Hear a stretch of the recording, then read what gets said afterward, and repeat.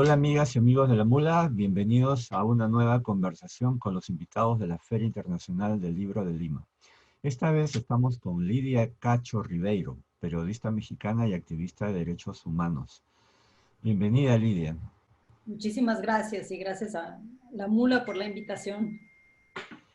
Lidia ha publicado más de una decena de libros sobre los derechos de niños y mujeres y pornografía infantil y ha recibido múltiples premios por su actividad periodística. Entre sus temas centrales de investigación resaltan el abuso y tráfico de niñas, niños y mujeres y su vínculo con el crimen organizado en México. Su testimonio de vida podríamos decir que refleja la lucha de una mujer que con periodismo honesto denuncia el patriarcado de un país maltratador con sus mujeres. Lidia, ¿qué es lo que ocurre en México?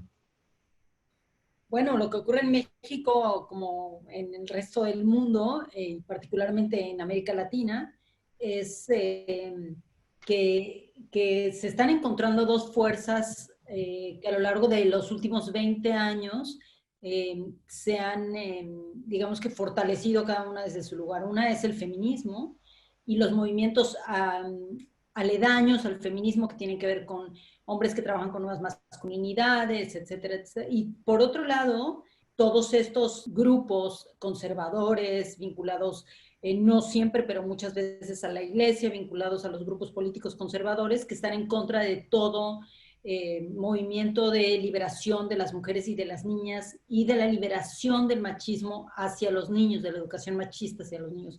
Esto lo que hace es que genera una doble violencia sobre la que ya estábamos documentando en las últimas décadas.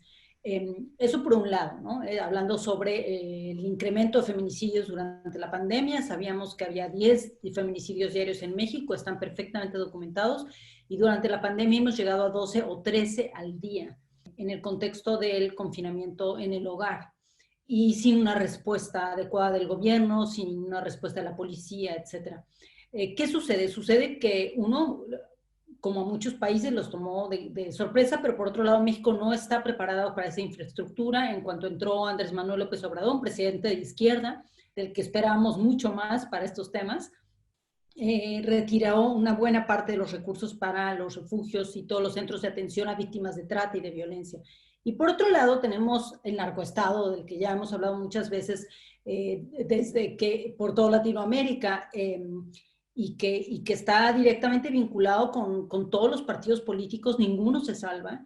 Y en ese contexto de la pandemia y el narcoestado, en un sistema de impunidad, pues se ha exacerbado la violencia en todo el país, con todas las personas y particularmente en términos de la corrupción. En algún momento tú has dicho que en México hay una guerra contra las mujeres. Qué duro suena todo esto.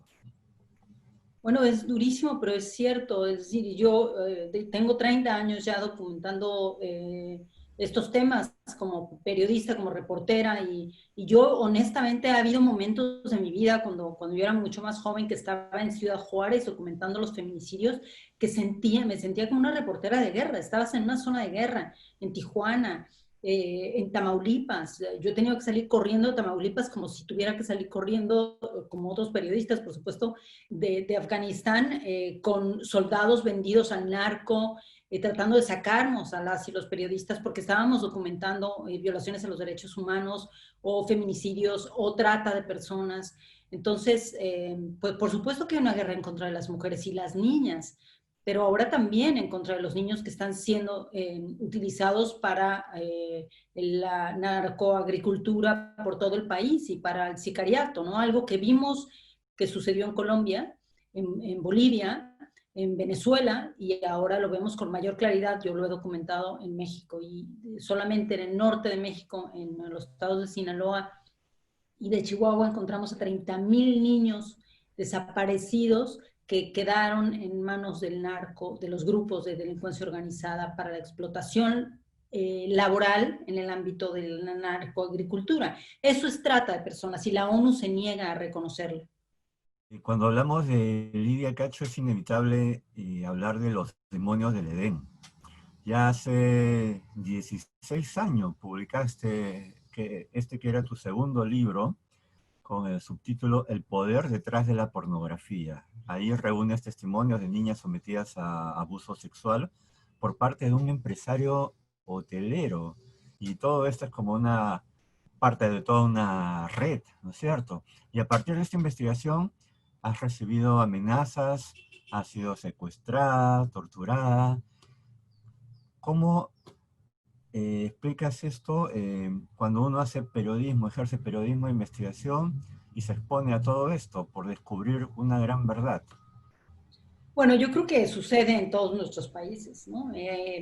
Generalmente las y los periodistas que recibimos ataques de esa naturaleza, los recibimos justamente porque hay un vínculo entre la delincuencia organizada a la que estamos investigando o el miembro de la delincuencia organizada que es quien estamos investigando, gente de mucho poder económico, es decir, algún grupo empresarial o algún empresario en particular, y por supuesto, algunos miembros del gobierno. Si no hubiese personas vinculadas al Estado de cualquiera de nuestros países, de los cuerpos policíacos, del poder judicial, etcétera, vinculados a la corrupción que ayudan a estas redes, no sufriríamos estos tratos. Es decir, yo soy afortunada en el sentido de que a pesar de haber sido torturada y encarcelada y de vivir en este momento en desplazamiento forzado por amenazas de sicarios, sigo viva, porque muchos de mis amigos, amigas, han sido asesinados por hacer su trabajo, ¿no? Miroslava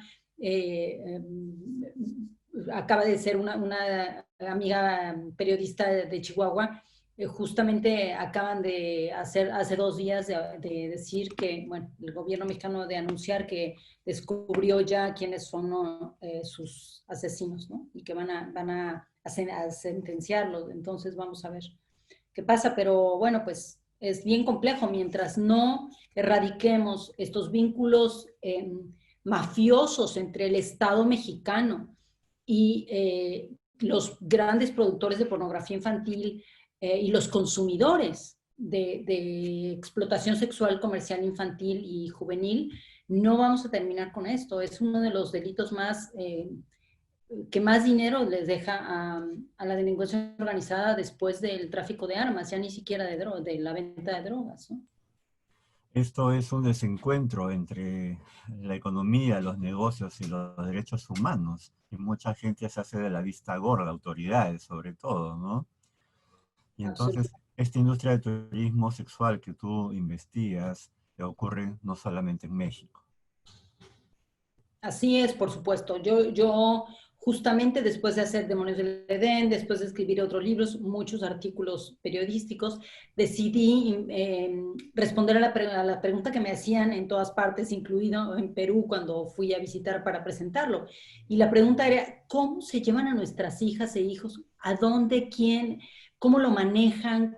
¿En cuánto los venden? ¿Y cómo podemos rescatarles? Entonces decidí viajar durante 5 años alrededor del mundo para escribir Esclavas del Poder y poder entender exactamente cómo funciona la industria bancaria, la industria hotelera, las agencias de viajes, etcétera. Sin todo este entramado empresarial del que tú acabas de hablar y el político y el criminal y sobre todo sin los consumidores, si no existieran los consumidores de la pornografía infantil y juvenil, las personas no perderían a tantas jovencitas en sus hogares, ¿no? Desde, bueno, toda Latinoamérica, Argentina, Perú, Bolivia, Nicaragua, El Salvador, Guatemala. Yo he documentado casos de todo, prácticamente todo el continente. No se salva un solo país del continente de la desaparición de sus hijas para la explotación sexual comercial. Y esta actitud hacia las mujeres, la trata de personas, la prostitución, es parte también de todo un sistema patriarcal, machista. ¿Tú lo ves así? ¿Es parte de, es una consecuencia de ese machismo? Efectivamente, absolutamente. Tiene que ver con dos cosas, con ese sistema y con el sistema económico, ¿no? Con el sistema económico en el que históricamente, a lo largo de los siglos, la mujer no tenía recursos económicos para sostenerse y entonces dependía de un tercero. Y ese tercero siempre era un hombre, porque así funciona el patriarcado. El hombre estaba por encima de la mujer, aunque no todos los hombres estaban por encima de las mujeres, pero los hombres de poder sí lo estaban. Y entonces, cuando se crea todo el concepto de prostitución, se crea, obviamente desde la Grecia antigua, pero de cualquier manera se empieza a convertir en uno de los grandes negocios del capitalismo salvaje hasta que llega a imponerse y a ser sostenido por la propia Iglesia Católica, por ejemplo, ¿no? Que defiende la prostitución y dice que se necesita porque los hombres tienen un impulso sexual no controlable, como si los hombres fueran todos animales, y a mí me parece un insulto para los hombres, de hecho, ¿no? Porque hay millones de hombres que no consumen ni prostitución ni pornografía. Entonces, me parece que sí, tiene que ver con los dos sistemas que se conjuntan, porque de hecho el sistema capitalista, como lo conocemos, sin duda es hijo del patriarcado, ¿no? Está construido de tal manera en que siempre va a haber opresores y oprimidos. Bueno, pues tú eres especialista en eso, ¿a quién se lo estoy contando? Y por supuesto que aquí quienes siguen perdiendo más, cada vez más, son las niñas. Yo entrevisté para justo Esclavas del Poder a unos clientes que estaban, eso lo cuento en mi libro Esclavas del Poder, a unos clientes empresarios, médicos de Europa que estaban en un burdel VIP en Colombia, y yo estaba infiltrada, disfrazada, y empecé a hablar con ellos para preguntarles por qué querían, por qué les gustaban tanto las niñitas latinoamericanas, por qué querían jovencitas latinas. Y ellos diciéndome que estaban casados, me mostraron fotos de sus hijos, y lo que me contestaron fue que las latinas son mucho más obedientes, que saben quién manda en la cama, y que para ellos, casados, felizmente casados, con hijos, etcétera, sus mujeres europeas eran demasiado liberales, un americano decía lo mismo, y querían hacerlo, ellas querían decidir sobre cuándo y cómo tener sexo, y en cambio las latinas eran muy obedientes. Y eso tiene que ver con una forma cultural y con un racismo brutal, ¿no? Y de eso se apañan, digamos, de esos preceptos culturales, estos líderes de la delincuencia organizada y sus entrenadoras, porque siempre utilizan mujeres para enganchar, para poder llevarse a las niñas y entrenarlas para tenerlas en los prostíbulos. Yo encontré a niñas de 12, 13 y 14 años en estos prostíbulos que mucha gente sigue defendiendo como si fuera trabajo, ¿no? Por un lado, entonces, esto significa replantear quizás una nueva masculinidad, cambiar de chip, por un lado, y por otro lado, quizás desde el punto de vista empresarial, eh, un cambio, una transformación de ética. Absolutamente, sí, tenemos como es una mesa con demasiadas patas para que mucha gente lo entienda. Y una tiene que ver con los preceptos culturales que hemos absorbido a lo largo de la historia, hombres y mujeres, y que no entendemos muy bien cómo discutir el tema de cómo se vinculan e interactúan la prostitución, la pornografía adulta y la pornografía infantil, y esa industria dentro de la delincuencia organizada, por un lado. Por otro lado, ¿qué significa ser consumidor de todas estas cosas? Y a eso lo tenemos que vincular con la cultura conservadora religiosa. Es decir, no hablo de la fe, sino de la cultura religiosa que insiste en negarnos el derecho a una educación sexual adecuada, una educación sobre el erotismo de los hombres y las mujeres, en el que haya igualdad y compartir emociones, sentimientos, etc. Y todo eso unificado está en una batalla campal entre la liberación, los derechos humanos y los conservadores que quieren que se mantenga este status quo en el que afortunadamente ya vemos a muchísimos hombres en toda Latinoamérica haciendo cosas bien interesantes. Hay grupos en Nicaragua, hay grupos en México, en Estados Unidos, en Guatemala, en Colombia, haciendo trabajo de masculinidades no violentas, y eso es muy interesante y muy importante. Reeducar a los niños para decirles, tú no eres solamente una parte de tu cuerpo, no eres tu genitalidad, y por lo tanto puedes comportarte de una manera distinta en términos eróticos, y no puedes erotizar la violencia, ¿no? También es otra cosa que tenemos que hacer, porque tenemos que hablar también de la delincuencia organizada en todos sus ámbitos, porque se ha hecho una pornografía de la violencia, de la narcoviolencia en todo nuestro continente brutal, ¿no? Y además la consumen en la televisión, en las series, etcétera. Entonces, creo que tenemos que hablar de todos los temas de tal forma en que podamos entender que la violencia no puede seguir siendo en la mente de tantas personas una forma de gozo, ¿no? Mientras no lo logremos va a ser muy difícil. ¿Y cómo ves el papel del periodismo en estos temas?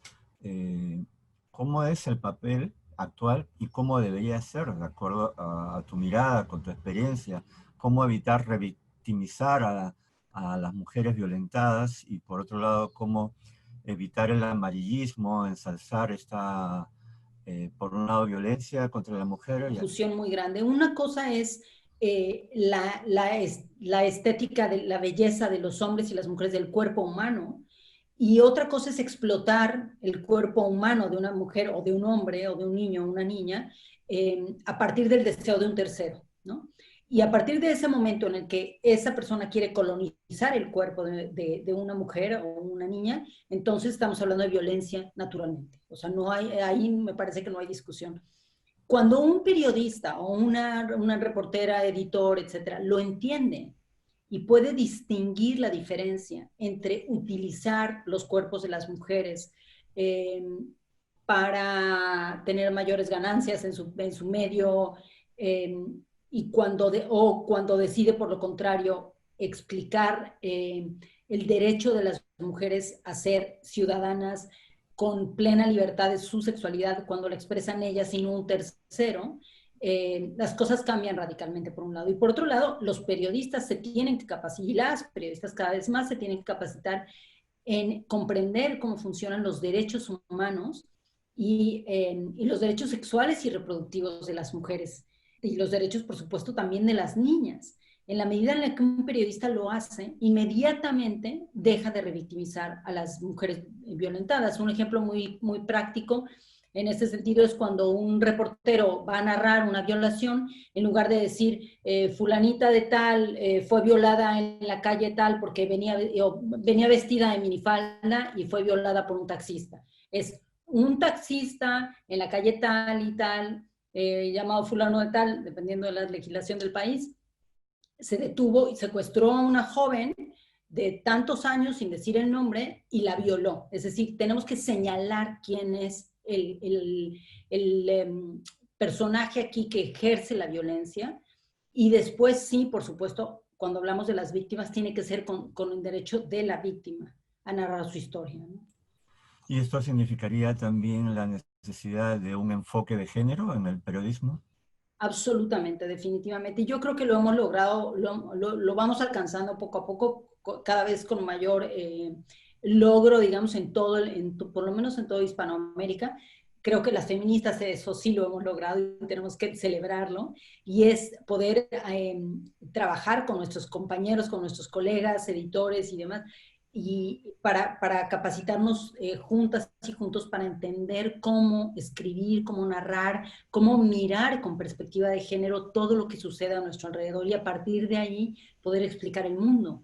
Y no solamente en términos de la violencia contra las mujeres, también en términos de la violencia contra los niños, porque si no lo hacemos, estos niños se van a convertir en varones adultos y no van a tener herramientas para confrontar esa violencia para la que fueron entrenados. Y esa es la perspectiva de género, incluye definitivamente el papel que juega el machismo en el entrenamiento de la masculinidad. La perspectiva de género incluye a los hombres y a las mujeres, por supuesto a las niñas y a los niños, y todos los valores educativos y culturales que ejercemos todos los días, ¿no? Lidia, recientemente publicaste Ellos Hablan, un libro que trata precisamente sobre la masculinidad. Por favor, cuéntanos. Bueno, le tengo muchísimo cariño a ese libro.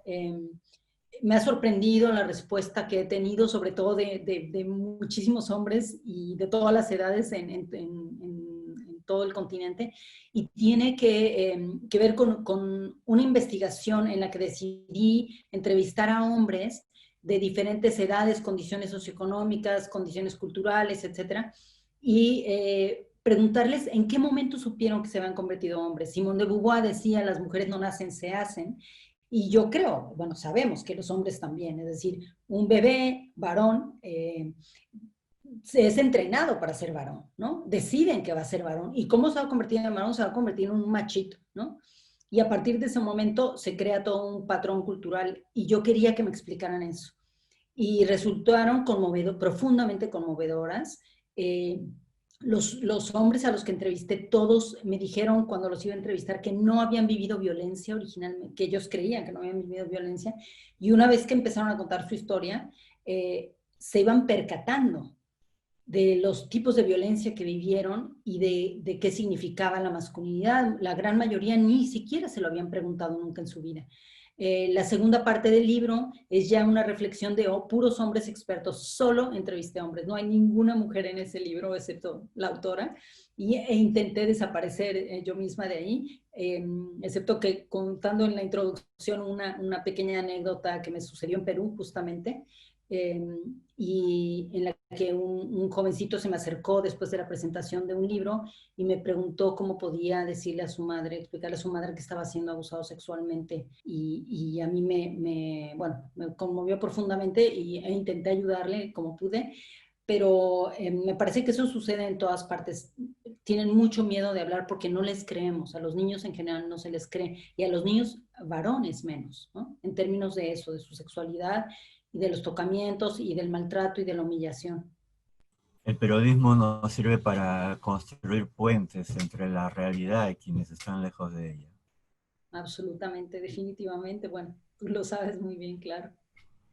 Amigas y amigos de la Mula, ha sido Lidia Cacho, periodista mexicana con una gran trayectoria. Les invito a leer sus libros que iremos también comentando durante los siguientes días en la Mula. Muchas gracias, Lidia. Muchísimas gracias a ustedes. Que tengan una buena noche.